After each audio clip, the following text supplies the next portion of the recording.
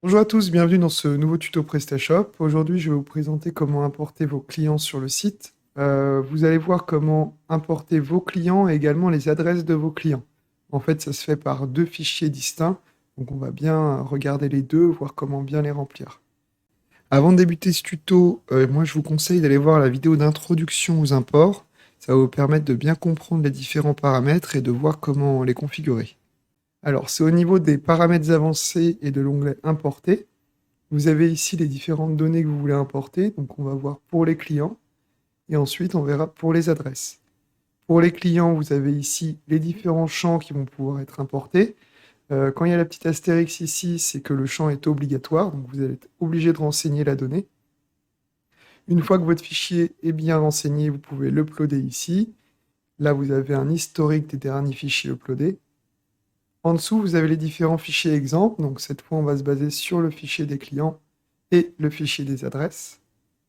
Comme ce sont des fichiers CSV, vous allez devoir choisir la langue et les séparateurs. Et ici, vous avez trois paramètres à définir. Si vous voulez supprimer l'ensemble des clients avant l'import, si vous voulez forcer les identifiants. Alors, forcer les identifiants, c'est comme pour les autres données à importer, comme sur les autres tutos. Ça va mettre à jour en fait les données du client. Vous allez renseigner l'ID du client, qui existera déjà sur votre site, et vous allez pouvoir mettre à jour les différentes données de ce client. Et enfin, vous avez la possibilité de recevoir un rapport pour confirmer que l'import a été bien validé, en faisant oui ici, et l'administrateur va recevoir donc un mail avec un rapport de l'import. Une fois que tout est bon et tout est bien configuré, vous allez pouvoir faire étape suivante.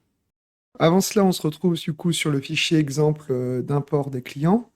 Vous allez avoir les différentes colonnes que vous pouvez importer et chaque ligne va correspondre à un client que vous importez. La colonne A, ça représente l'ID du client. Donc, vous pouvez laisser cette colonne vide et PrestaShop va attribuer automatiquement un ID au client. Ou bien, vous pouvez également remplir les ID clients, faire forcer les identifiants et ça va permettre de mettre à jour les données du client. Et pour retrouver les ID de ces clients, vous vous placez au niveau du back-office dans l'onglet Clients et vous allez avoir dans la première colonne les différents ID des clients. Donc c'est ceci que vous pouvez renseigner dans votre fichier CSV. La colonne B, c'est pour activer ou désactiver les clients. Donc vous mettez 0 si vous voulez pas que le client soit activé et 1 si vous voulez qu'il soit activé. Ensuite, ça va être au niveau du titre de civilité du client. Donc vous pouvez choisir un titre de civilité. Par défaut, dans PrestaShop, il y en a deux qui sont indiqués. C'est soit monsieur, soit madame. Donc si vous mettez 1, ça va être pour monsieur. 2, ça va être pour madame. Et sinon, vous mettez 0. Pour retrouver ces ID de titre de civilité, on se retrouve au niveau du back-office, dans l'onglet Paramètres de la boutique. Ensuite, vous allez aller dans Clients. Et ici, vous allez avoir Client, Groupe et Titre de civilité. Donc le troisième onglet, vous voyez que vous avez deux titres de civilité, Monsieur, Madame, 1 et 2. Vous pouvez en ajouter ici. Et donc ainsi faire les imports en mettant les ID de titre de civilité. Ensuite, vous avez la colonne pour le mail. Donc, le mail du client est obligatoire, c'est un champ obligatoire, vous devez remplir cette colonne. Faites attention à la syntaxe, vous êtes obligé de mettre un format de mail. Après, vous avez pour le mot de passe, donc pareil, c'est un champ obligatoire, vous devez importer un mot de passe avec votre utilisateur. Lorsque vous importez des nouveaux clients sur votre site, vous devez les en informer. Vous devez donc leur envoyer un mail avec leur nouveau mot de passe, vos mentions légales et la politique de confidentialité. Je vous conseille d'ailleurs d'utiliser un outil comme Mailjet ou alors Sendingblue ou Mailchimp pour faire ça. Vous pouvez aussi mettre dans le mail l'URL de la page de réinitialisation du mot de passe. Cette page se trouve au niveau de votre e-boutique, ici dans mot de passe oublié. Vous pouvez également mettre la date de naissance du client en respectant le format qui est indiqué ici. Ensuite, vous avez le nom et le prénom du client. Donc, c'est également deux champs obligatoires. Il faut les remplir pour pouvoir faire l'import. Vous avez ensuite si le client va s'abonner ou non à votre newsletter.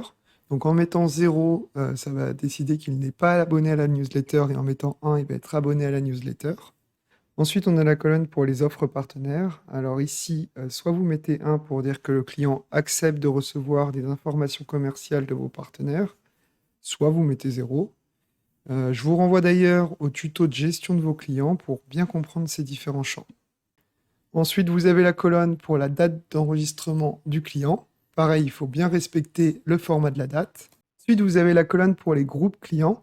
Donc, vous avez le groupe par défaut et les groupes clients. Vous pouvez attribuer un groupe à votre client, un ou même plusieurs groupes en séparant par des virgules. Pour retrouver ces noms de groupes, vous allez dans votre back-office, là où on était, dans Paramètres de la boutique, Clients, et là, ça va être le deuxième onglet Groupe, et vous avez vos différents groupes clients avec les ID qui y sont associés. Et vous mettez dans cette colonne, du coup, le nom du groupe que vous voulez associer à votre client, ou les différents groupes que vous voulez associer en les séparant par des virgules. Ensuite, dans la dernière colonne, vous mettez l'ID du groupe par défaut de votre client. Je vous renvoie d'ailleurs sur le tuto de la gestion de vos clients, où on explique le fonctionnement des groupes clients et des groupes clients par défaut.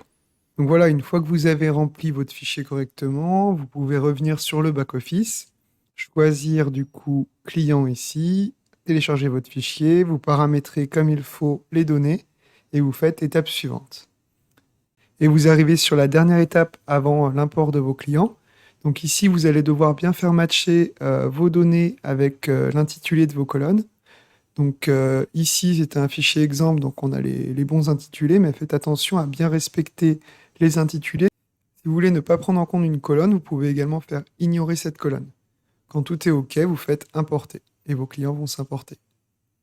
Voilà pour le fichier des clients. Maintenant, on va voir pour le fichier des adresses, car il faut savoir que sur PrestaShop, un client est toujours assimilé à au moins une adresse de facturation et ou de livraison.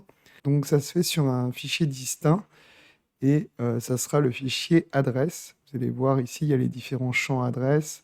Vous téléchargez le fichier exemple et on va voir comment le remplir. On se retrouve donc sur ce fichier d'import des adresses. Pareil que pour le précédent, on va avoir les lignes qui vont correspondre à chacune des adresses et chaque colonne, ça va être les données qu'on peut importer. Donc sur la colonne numéro 1, c'est l'ID de l'adresse. Tout comme les autres imports, vous pouvez faire forcer les identifiants et ainsi mettre à jour vos adresses. Donc au niveau du back-office, c'est dans client, adresse, et vous allez voir la première colonne correspond aux ID de ces adresses. Ensuite, on a l'alias de l'adresse, donc ça correspond à l'intitulé de l'adresse et c'est un champ obligatoire. Donc pensez bien à le remplir. Vous avez après la possibilité d'activer ou non cette adresse, donc 0 pour désactiver et 1 pour l'activer. Ensuite, vous avez le mail du client. Donc si vous importez une adresse pour un client, vous pouvez mettre son mail ici. Enfin, vous devez mettre son mail ici.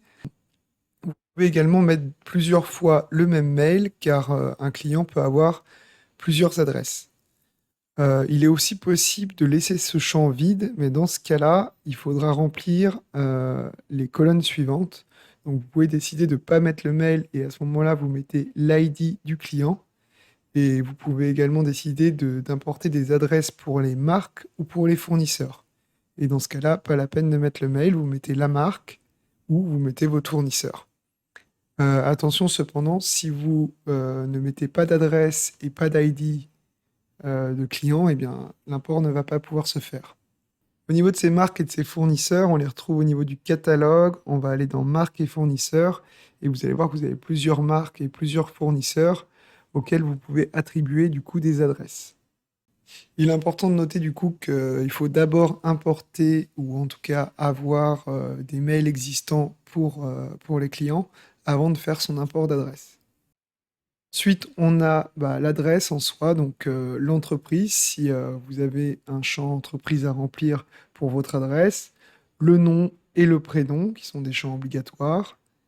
Et ensuite, on va avoir adresse 1, adresse 2. Donc adresse 1, c'est la ligne numéro 1 pour l'adresse, et adresse 2, c'est pas une deuxième adresse, c'est la ligne numéro 2 pour l'adresse. Ensuite, on a le zip code, le code postal. On va avoir la ville, le pays, qui sont également des champs obligatoires. Pour les pays que vous renseignez, faites bien attention à la syntaxe, il faut qu'elle respecte celle des pays qui sont dans votre PrestaShop. Donc vous pouvez aller sur votre back-office, aller dans l'onglet international, zone géographique, ici dans l'onglet pays, et vous avez la liste de tous les pays. Attention donc à bien respecter la syntaxe, il faut que ça soit celle qui est ici. Ensuite, on a une colonne pour indiquer l'état, qui n'est pas un champ obligatoire, et une colonne autre qui va correspondre à un commentaire que vous pouvez mettre sur l'adresse. Ensuite, on a deux champs qui ne sont pas obligatoires correspondant au téléphone, donc au téléphone fixe et au téléphone mobile. Et enfin, on va avoir deux champs qui vont correspondre à des données qu'on peut importer lorsque votre boutique est en mode B2B. Donc lorsque votre boutique est en mode B2B, vous pouvez également importer le numéro de TVA et un numéro d'identification de l'entreprise, comme en France par exemple, ça serait le CABIS ou un numéro d'identité fiscale. Pour activer le mode B2B, ça va être dans paramètres de la boutique, client, et vous avez ici la possibilité d'activer ou non le mode B2B. Et ainsi importer les deux champs TVA et numéro d'identité. Voilà, une fois que vos fichiers d'adresse est correctement remplis, vous allez pouvoir l'importer sur votre PrestaShop. Donc vous allez aller dans Paramètres avancés et puis dans l'onglet Importer ici. Vous vérifiez que c'est bien la bonne data à importer adresse.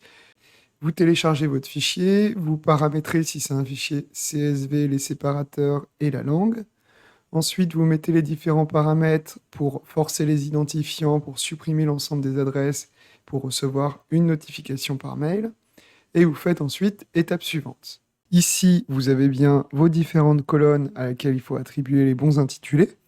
Donc les ID, vérifiez que c'est bon. Là, comme c'est le fichier exemple, on a tout qui est bien attribué. Regardez ici, il y a une petite flèche, c'est pour aller aux différentes colonnes. N'oubliez pas de les mettre. Si vous voulez ignorer une colonne, vous pouvez également faire l'option « Ignorer la colonne ». Ici, vous avez la possibilité de sauvegarder un modèle d'import. Donc, une fois que vous avez rentré tous vos intitulés de colonne, eh bien, vous pourriez très bien vous dire « Je sauvegarde cette mise en forme, comme ça, pour le prochain import, j'aurai juste faire à charger mon modèle. » Et ensuite, une fois que tout est bon, vous faites « Importer ». Il y a également la possibilité de faire du multi-boutique avec PrestaShop. Donc, allez voir la vidéo dédiée pour bien comprendre ce que c'est. Et si vous souhaitez faire un import client ou adresse en multi-boutique, pensez à bien vous mettre dans le contexte voulu, dans la bonne boutique. En effet, si vous n'avez pas opté pour l'option de partage des clients, il faudra bien faire attention à ça. Il faudra bien se mettre dans la boutique où vous voulez importer vos adresses et vos clients. Si vous avez opté pour le partage des clients dans la configuration du groupe de boutique, eh bien là, les clients et ses adresses vont s'importer et se partager dans toutes vos boutiques, quel que soit le contexte dans lequel vous vous placez. Voilà, si vous avez des imports à faire un peu plus poussés, de bases de données ou autres, n'hésitez pas à contacter une agence pour qu'elle vous aide et moi je vous dis à bientôt pour une nouvelle vidéo.